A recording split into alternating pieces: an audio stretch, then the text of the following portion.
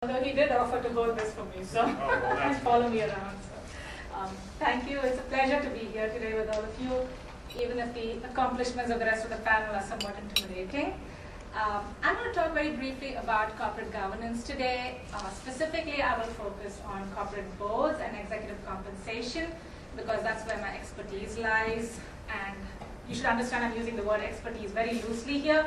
I should say this is where my research interests lie. And Mara has promised to talk about the more interesting aspects of corporate governance later, so I'll stick to boards and compensation.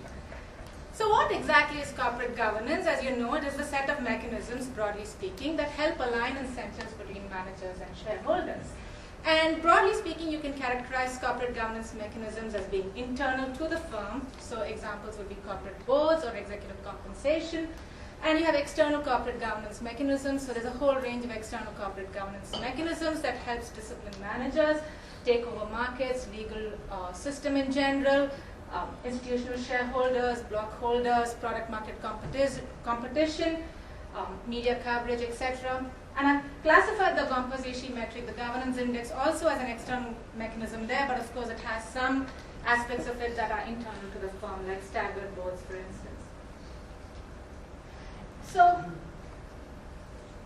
there is potential for a lot of work in this area, and primarily there is this, not much research has been done on this aspect of how these various mechanisms are interrelated. So for example, are these complements? Does good governance in one dimension encourage good governance in other dimensions as well? So if you have good boards, do you more generally have good compensation policies also? Or are they substitutes, which you might expect? So if you have very good boards, or if product market competition helps discipline managers, then maybe you don't need very strong internal mechanisms like compensation policies. And can we even study any of them in isolation? Can we, for example, look at the effect of the composition GIM index or the governance index on firm value when ultimately corporate boards make decisions also independent of that? So can we study any of this in isolation? So this is an area where a lot of research can be done. And in the short run, you can take some of these external mechanisms as a given in the short run, like the legal system, etc., product market competition, and you can see how internal governance choices are the optimal mix of internal governance choices, and these should evolve as a function of firm characteristics. And these are areas on which there is some research, but it's not a lot.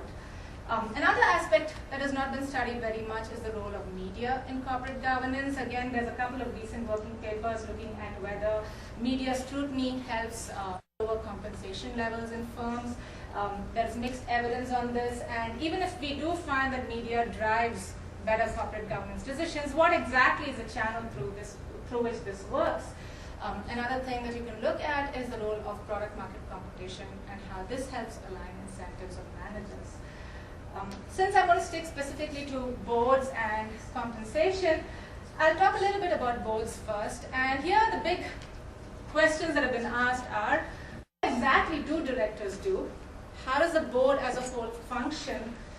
How do we align incentives of directors? Because directors are meant to align incentives between shareholders and managers. How exactly do we align incentives of directors themselves? And the big question, of course, do they add value? Do boards of directors add value to the firm? And regarding what exactly boards do, well, the two primary roles are advising and monitoring of the CEO and the top management. As far as the monitoring role is concerned, a lot of literature has been devoted to this, and the predominant school of thought here is that more independent boards and smaller boards help perform a more effective monitoring of the CEO. More recent work suggests that this is not necessarily the case. For example, in some recent work with Jeff, we find that bigger boards can be better in some kind of firms, specifically in more complex firms.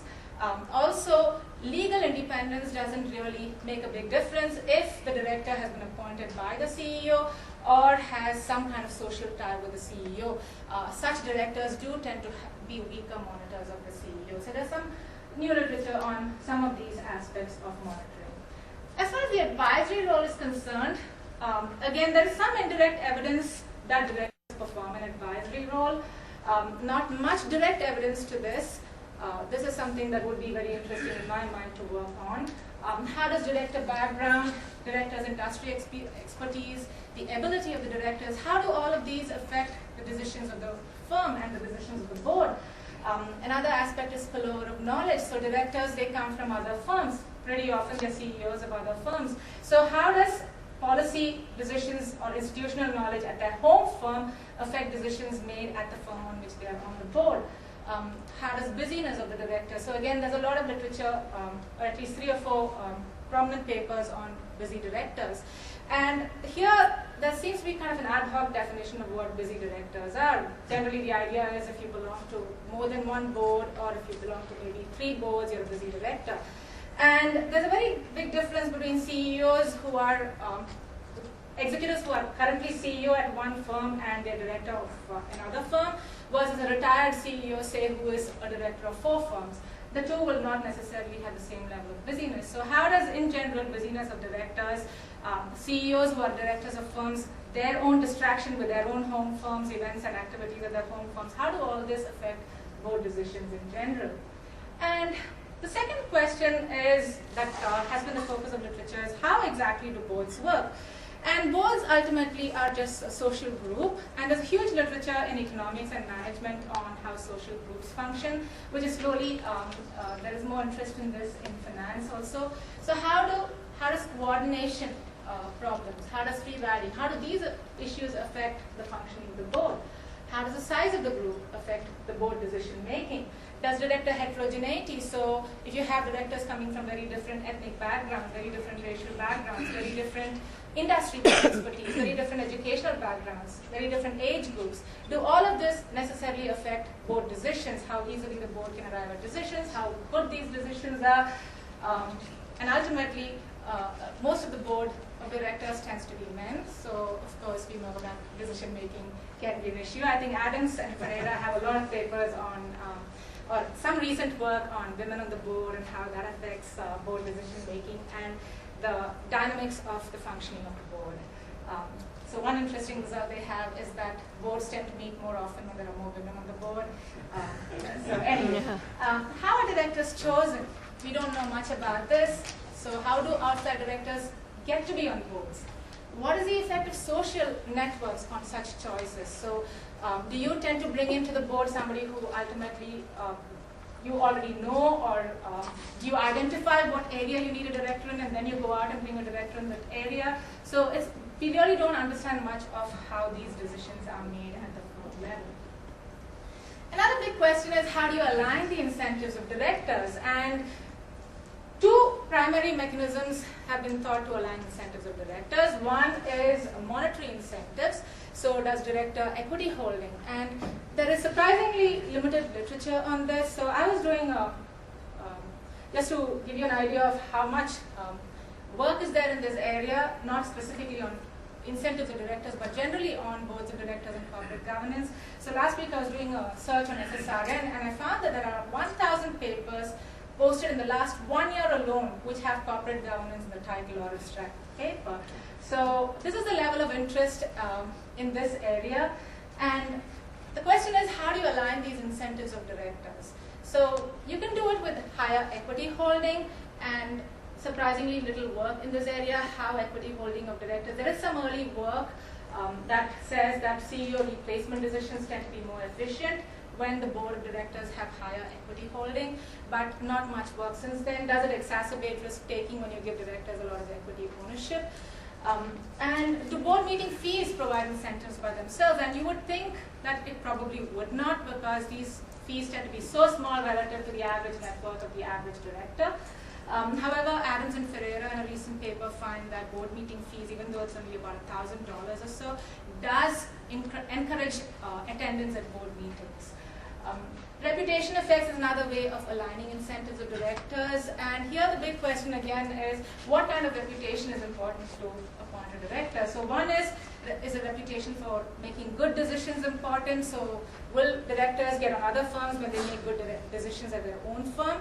Or is it more a private reputation for not rocking the boat? And Hermelen and Weisbach also suggest this in their survey, that sometimes if you have kind of implicit reputation for being a director who goes along with the tide, then you're more likely to get additional board appointments. And then, again, we don't know much of this, so a lot of this is just conjecture at this point. And of course, the big question, do boards add value? So Jeff talked a little bit about that, and Murillo also pointed out that this is the, I think this is the stuff-on-stuff regression that Murillo was perhaps alluding to. So the usual experiment here is to regress board attributes on firm value and to say that, okay, more independent boards increase firm value, so independence is a good thing. Of course, endogeneity is a very big concern here, and you can see I devoted only one line there to that because, of course, I knew Jeff was going before me. And it's a big challenge to come up with instruments that are related to board structure in some way, but not necessarily related to board to firm value. So that's a really big challenge. So the place to look for is to look for some kind of natural experiments. I guess director deaths might qualify, and there is some literature now on director deaths and how that affects firm value. Regulatory changes. Certainly some people have taken advantage of regulation changes. Dahlia and McConnell look at the Cadbury Committee recommendations and how that affects things like compensation, CEO turnover, performance, etc. And Charcharia and Brinstein look at this more recently again following the Sarbanes-Oxley regulation. The second part of what I would like to focus on is executive compensation. And here again, the focus predominantly in prior literature has been on overall levels of CEO compensation. So here the idea is to look at how the levels have changed over the years in absolute terms, how they have changed relative to top executive compensation, how they have changed relative to the average worker compensation, so, and also what are the factors that affect the overall level of CEO pay. That's been one big part of the literature. Pay performance sensitivity, so here sensitivity to your own firm performance, as well as sensitivity to performance of other firms, industry factors, etc. So that's the literature on relative performance evaluation, and the pay for luck and pay for skill literatures, papers that have recently been very much in the literature. Then the pay process, so Mike and I have a paper on this, how CEOs' pay is set by the process of benchmarking with peer groups. And also there is, Mike has taken advantage of, in his other paper, he has taken advantage of the fact that now firms have to report their peer group, and therefore what he finds is that there's some bias in the way peer groups are selected, and this systematically favors the CEO in terms of compensation.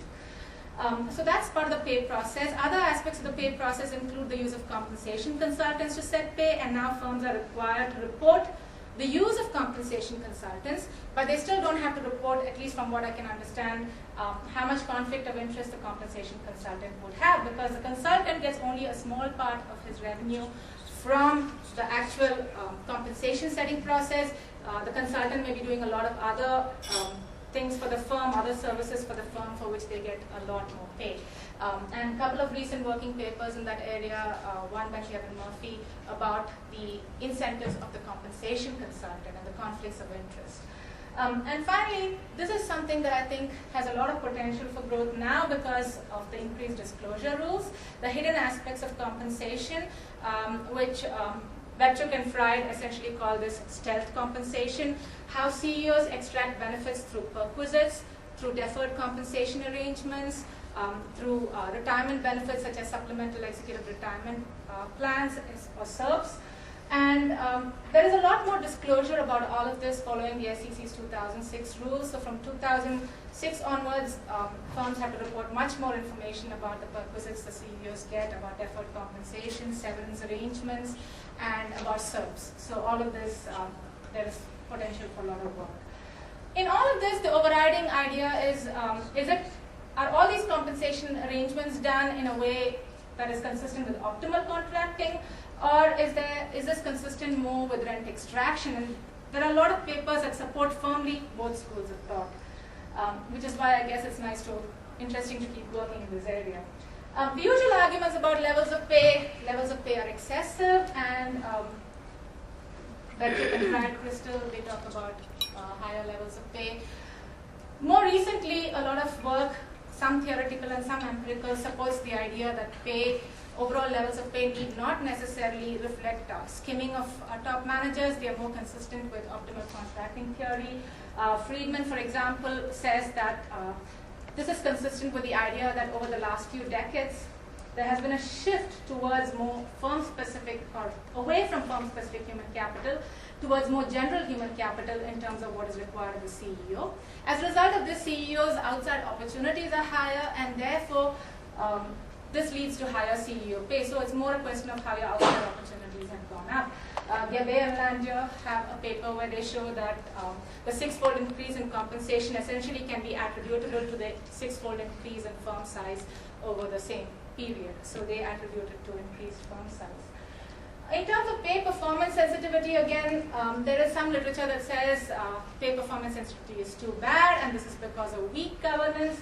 And other papers say that maybe it's not so bad because it can be explained by things like the high risk aversion of the manager, and Hall and Liebman say that even at low pay performance sensitivities, the CEO's wealth can fluctuate quite a bit. So that still matters a lot to the CEO. Most of this literature appears to assume that high pay performance sensitivity is unambiguously good, and it's not clear that's always the case. And this is important to understand because a lot of, some papers at least, try to say that certain governance structures are good or bad based on their pay performance sensitivity. So if you're looking at, for example, whether staggered boards are good, you regress pay performance sensitivity on staggered boards, and you say, oh, pay performance sensitivity is higher when there are staggered boards. Well, that must mean staggered boards are good, or vice versa. So we need to understand really whether higher pay performance sensitivities are always good for all firms before we can jump to the next step, which is trying to make inferences like this. Other aspects of compensation, as I said, perquisites, there's more, again, there's some mixed evidence. Early papers like Yermak and Rajan and Wolf really use hand-collected data, but now there's a lot more disclosure on perquisites in the proxy statement, so this is something that is potentially valuable to work on. SERP's deferred compensation arrangements, again, this is called, defined by Beltrick and Fried as stealth compensation.